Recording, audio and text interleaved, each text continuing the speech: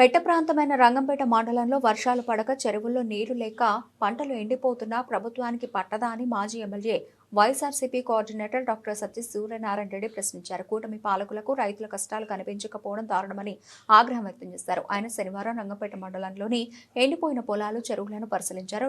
రంగంపేట, వడసలేరు గ్రామాల మధ్య ఎండిపోయిన చెరువు గర్భంలో నిలబడి డాక్టర్ సూర్యనారాయణ రెడ్డి మాట్లాడుతూ గత వైఎస్ఆర్సీపీ ప్రభుత్వ హయాంలో తాను ఎమ్మెల్యేగా ఉన్నప్పుడు రంగంపేట మండలానికి జూన్లోనే సాగునీరు అందించేవారమన్నారు. ఇప్పుడు ప్రభుత్వం జూలై 20 వచ్చినా పొలాలకు నీరు ఇవ్వకపోవడం దారుణమన్నారు.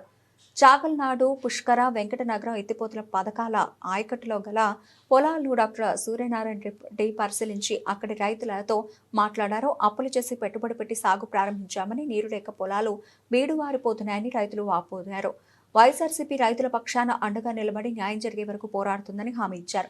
ప్రభుత్వం ఇప్పటికైనా స్పందించి రైతులకు సాగునీరు అందించాలని, లేని పక్షంలో ఆందోళన తీవ్రతరం చేస్తామని మాజీ ఎమ్మెల్యే హెచ్చరించారు. అనంతరం ఏడీబీ రోడ్డుపై రైతులతో కలిసి నిరసన తెలిపి తహసీల్దార్ కోసు అనసూయకు వినతిపత్రం అందజేశారు. కార్యక్రమంలో వైఎస్ఆర్సీపీ జిల్లా అధికార ప్రతినిధి సబ్బిళ్ల కృష్ణారెడ్డి, జెడ్పీటీసీ సభ్యుడు పేపకాయల రాంబాబు, వైఎస్ఆర్సీపీ రాష్ట్ర కార్యదర్శి కొల్లాటి ఇజ్రాయిలు, పార్టీ మండల కన్వీనర్ నల్లా శ్రీనివాసరావు, జెడ్పీ కోఆప్షన్ సభ్యుడు లంక చంద్రన్న, వైస్ ఎంపీపీ మటా శ్రీను, మచ్చ బుజ్జి, కూసుమంచు కృష్ణరాజు, కోటపాడు గ్రామ సర్పంచ్ గవర్సాన రాజు లక్ష్మి, పలు గ్రామాల సర్పంచ్లు, వేము చిరంజీవి, ఎంపీటీసీలు, రైతులు పాల్గొన్నారు.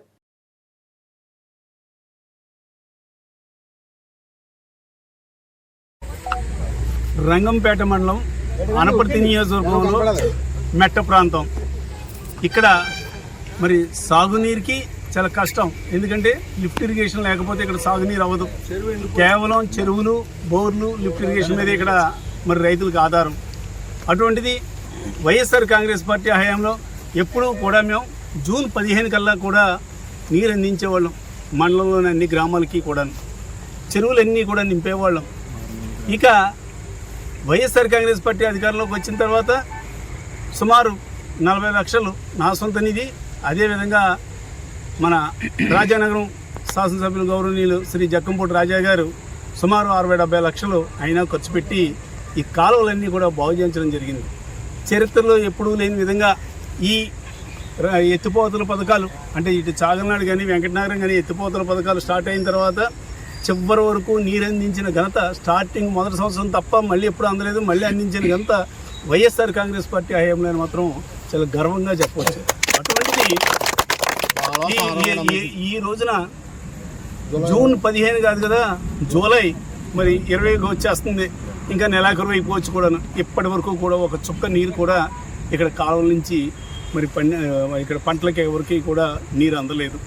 ముఖ్యంగా వైఎస్ఆర్ కాంగ్రెస్ పార్టీ హయాంలో ఒక పంటకే ఈ ఎత్తిపోతల పథకం ద్వారా అనుమతి ఉన్న ఒక్కొక్కసారి రెండో పంటకు కూడా నీరు అందించేవాళ్ళం.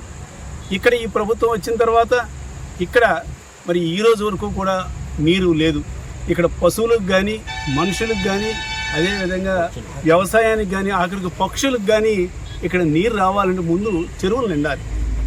చెరువులు నిండితేనే ఇక్కడ నీటి సరఫరా అందరికీ కూడా ఉంటుంది. చెరువులు కాదు కదా, కనీసం దీనికి వచ్చే కాలువల్లో కూడా ఒక్క చుక్క నీరు కూడా రాలేదు. అంటే మరి శాసనసభ్యుడు, స్థానిక శాసనసభ్యుడు రామకృష్ణారెడ్డి ఉన్నాడు. ఎప్పుడు కూడా మేము రైతులకి అది చేస్తున్నాం, ఇది చేస్తున్నాం అని సొల్లు కబుర్లు, అందుగురించి అందరం కూడా సొల్లు రామకృష్ణారెడ్డి అని చెప్తాం. ఎప్పుడు కూడా సొల్లే అని చెప్పేది, ఆచరణలో మాత్రం శూన్యం. ఈ రోజుకి కూడా దీనికి సంబంధించి నీరు ఎందుకు ఇవ్వలేకపోయారు ఒకటే ప్రశ్నిస్తున్నాం.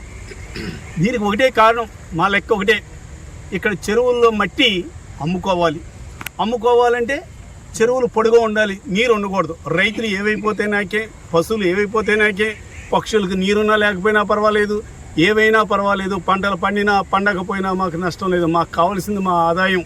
అదేవిధంగా ఇక్కడ మట్టి అమ్ముకోవాలంటే చెరువుల్లో నీరుంటే మట్టి అమ్ముకుంటానికి కుదరదు. అందుగురించి కేవలం తన స్వప్రయోజనం, తన అధికార ఉపయోగించుకొని తన ఏవైతే మరి లంచాలకి మరిగాడో అందరికీ కూడా తెలుసు. తన సంపాదన, అక్రమ సంపాదన ధ్యేయంగా చెరువులన్నింటినీ కూడా ఎండగట్టి రైతుల యొక్క పొట్టను కొట్టాడు ఈ రోజున రామకృష్ణారెడ్డి. ఎప్పుడూ కూడా జూలై నెలాఖరు వరకు కూడా నీరందిన పరిస్థితి ఎప్పుడూ కూడా లేదు. ఇకనైనా మరి ప్రభుత్వానికి ఒకటే చెప్తా ఉన్నాం, స్థానిక శాసనసభ్యుడు రామకృష్ణారెడ్డికి మరి రామకృష్ణారెడ్డి ఇక్కడ ఏదో చేస్తున్నాడని పైన ప్రభుత్వం వారు మరి అధికారులు మీరు నిర్లిప్తత వహిస్తే రానున్న రోజుల్లో ఇప్పటికే చూడండి రైతులు ఎంతమంది వచ్చారో, రానున్న రోజుల్లో రైతుల సహకారంతో తీవ్రంగా ఉద్యమం చేపడతాం. నీటి గురించి యుద్ధం చేస్తామని ఈ సందర్భంగా ప్రభుత్వాన్ని హెచ్చరిస్తూ, ఇకనైనా రామకృష్ణారెడ్డి నీ ఏమైతే ఉందో నీ సంపాదన, అక్రమ సంపాదన గురించి రైతులు పొట్టను కొట్టొద్దు. వెంటనే నీరు వచ్చే మార్గం చూడు. చెరువులు నిండితే నీకు ఒకవేళ నీకు మట్టి అమ్ముకుంటానికి నీకు లేకపోవచ్చు, కానీ రైతులు బాగుపడతారు. నిజంగా నీకు మట్టి అమ్ముకోవాలి, చెరువులు ఎండగట్టాలని ఉద్దేశం ఉంటే ముందే ఒక స్టేట్మెంట్ ఇచ్చేస్తుంటే రైతుల వాళ్ళు కూడా నార్మల్ పోయారు. అదేవిధంగా బోర్ల కింద కూడా ఊడ్చి బోర్లంత పెట్టుబడి కూడా పెట్టకుండా ఉన్నాం. ఇకనైనా నీ బుద్ధి మార్చుకుని వెంటనే రైతులకి నీరు అందించేలాగా మాత్రం చేయవలసిందిగా వైఎస్ఆర్ కాంగ్రెస్ పార్టీ తరఫున డిమాండ్ చేస్తున్నాం.